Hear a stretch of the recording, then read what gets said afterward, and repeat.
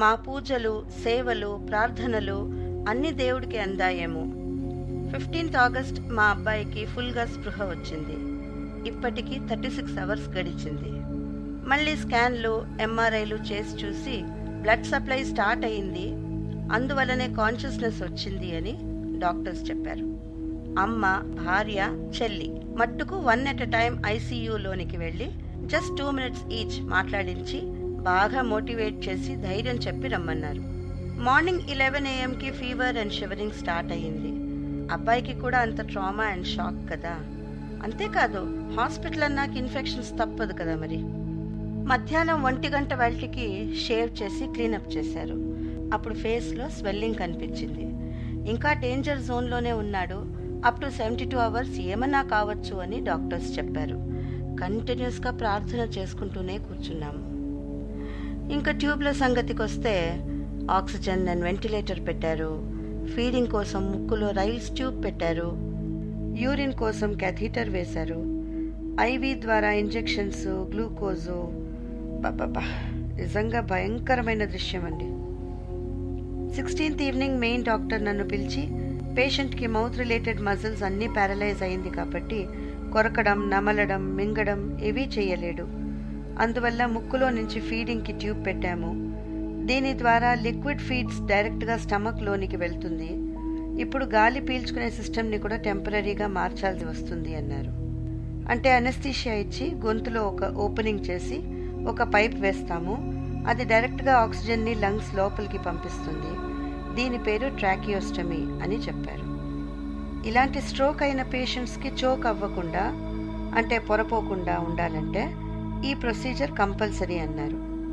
ఇది చేస్తే next ventilator తీసే ప్రయత్నం కూడా చేయొచ్చన్నారు. వోకల్ కార్డ్స్ కంటే కొంచెం కిందగా థ్రోట్ రీజన్లో ఎక్స్టర్నల్ ఓపెనింగ్ చేసి ఈ ట్యూబ్ వేస్తారనమాట. లేటర్ ఆన్ దీనిని తీసాక మళ్ళీ ముక్కులో బ్రీతింగ్ స్టార్ట్ అయినప్పుడు సౌండ్స్ వస్తాయి. మాటలు మట్టుకు నోరు సరిపోతే తప్ప ఏమీ చేయలేమన్నారు. అయ్యో, మళ్ళీ ఇంకొక ట్యూబా అనిపించింది, కానీ నో చాయిస్ కదా. ప్రొసీజర్ అయ్యాక ఈ ట్యూబ్కి అడ్జస్ట్ అయ్యే వరకు సౌండ్ లేని దగ్గు స్టార్ట్ అయింది. ఆ కాఫింగ్ వల్ల ఇతని బాడీ ఎగిరి ఎగిరి పడేది. చాలా బాధ, చూడలేకపోయాం. 17th కొంచెం దగ్గు తగ్గింది, బీపీ, పల్స్ అన్నీ స్టేబుల్గా ఉన్నాయన్నారు. ఒక చెవిలో మట్టుకు వినిపించిన, చూపు ఒకే కంట్లో ఉన్నా సరే మా మాటలు విని అర్థమయ్యింది అని ఒక కన్ను బ్లింక్ చేసి చూపించాడు.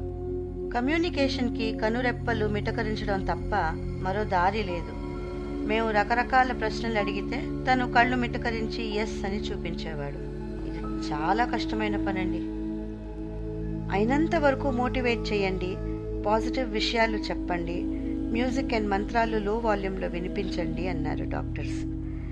వెంటిలేటర్ అప్పుడప్పుడు కొంచెం కొంచెం తీసి పెట్టి చేస్తూ ఉన్నారు. 18th August urine infection and fever develop అయ్యింది. నోరు 1 inch మట్టుకు ఓపెన్ అయ్యింది. పెదాలు, నోరు ఫుల్ మౌత్ అల్సర్స్. పాపం ఒళ్ళంతా డ్రై అయిపోయింది. ట్రాకియోస్టమీ ట్యూబ్ నిండా ఫ్లెమ్ చేరుతూ ఉంది. ఒక రకం గొరగొర సౌండ్. అప్పుడప్పుడు సక్షన్ చేసి సిక్రీషన్స్ రిమూవ్ చేయకపోతే నోట్లో నుంచి కారుతూ ఉండేది. ఈ సక్షన్ ఒక painful process. 19th August self breathing start అయ్యింది. వెంటిలేటర్ తీసేశారు. కండిషన్ స్టేబుల్గా ఉంది, కానీ ఇంకా చాలా స్టేజ్లు దాటాల్సి వస్తుంది అన్నారు. 20th August blood thinning medications పని మొదలెట్టాయి. ఇందువల్ల బ్రెయిన్లో ఉన్న క్లాట్స్ మెల్లిగా కరగడం స్టార్ట్ అయింది. బట్ గొంతులో ట్రాకియోస్టమీ ట్యూబ్ నుంచి బ్లీడింగ్ కూడా ఉంది. 24th ఆగస్ట్ వార్డ్కి షిఫ్ట్ చేశారు. వెంటిలేటర్ తప్పించి మిగతా అన్ని ట్యూబ్లు అలాగే ఉంచారు. మెడిసిన్స్కి బాగా రెస్పాండ్ అవుతున్నాడు. కండిషన్లో అనుకున్నంత ఇంప్రూవ్మెంట్స్ లేవు, కానీ హీఈస్ అవుట్ ఆఫ్ డేంజర్ అన్నారు డాక్టర్స్. చిన్న చిన్నగా ఇలాంటి ప్రోగ్రెస్ కనపడినా బాడీలో మట్టుకు మూవ్మెంట్స్ లేవు. దీన్ని లాక్డ్ ఇన్ స్టేట్ అంటారు అని డాక్టర్స్ చెప్పారు. మళ్ళీ బాడీ ముందులాగా రివైవ్ అవుతుందా లేదా, ఇలాగే లైఫ్ లాంగ్ ఉండిపోతుందా, ఇది ఏదీ చెప్పలేమన్నారు డాక్టర్స్. మంత్ ఎండ్కి డిశ్చార్జ్ చేశారు. బట్ ఇంటర్నల్ ఆర్గన్స్ ఎలా పనిచేస్తున్నాయని కొన్ని టెస్టులు చేసి చూడాలన్నారు. Next few weeks neuro rehabilitation చేయించాలి.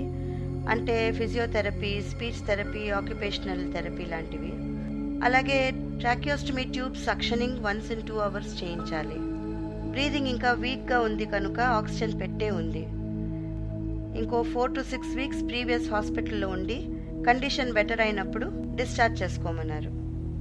సో అంబులెన్స్లో మళ్ళీ ప్రీవియస్ హాస్పిటల్కి తిరిగి వచ్చేసాం. మా అబ్బాయి చాలా అదృష్టవంతుడు, తనకిది మరో జన్మమే అన్నారు. కానీ ఇప్పటి నుంచి అసలు ఇంకా చాలా కష్టమైన టైం స్టార్ట్ అవుతుంది అని హెచ్చరించారు.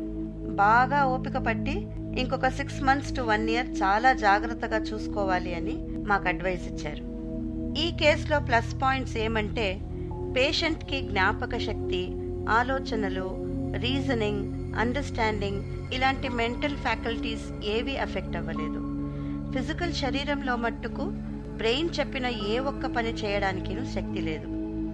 ఫుల్ బాడీ ప్యారలైజ్ అయ్యి చివరికి చూపు, వినిపించడం కూడా కంప్లీట్గా అవ్వట్లేదు. మాటలైతే అస్సలు లేదు. ఇంకా ఫ్యూచర్ ఏంటా అనేది పెద్ద క్వశ్చన్ మార్క్గానే మిగిలిపోయింది.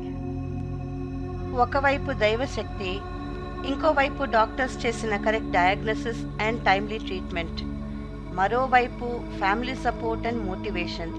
ఇవన్నిటికీ పైన మా అబ్బాయి చిన్న వయసు, అతని positive thoughts, fighting spirit, will power ఇవన్నిటి వల్ల మళ్ళీ బ్రతికి వచ్చాడు మా అబ్బాయి. రివైవల్ అయ్యింది. ఇంకా రీహాబిలిటేషన్ స్టార్ట్. అంతా దేవుడి దయ, కరుణ.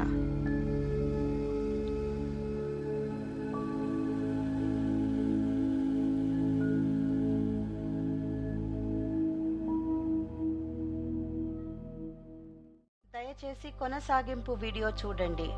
మీరు డిస్క్రిప్షన్లో దీని లింక్ను కనుగొంటారు. మీ లైక్స్ మరియు షేర్స్ మాకు సహాయపడతాయి. దయచేసి ఈ వీడియోను లైక్ చేసి ఇతరులతో షేర్ చేసి తప్పకుండా సబ్స్క్రైబ్ చేయండి. ధన్యవాదాలు.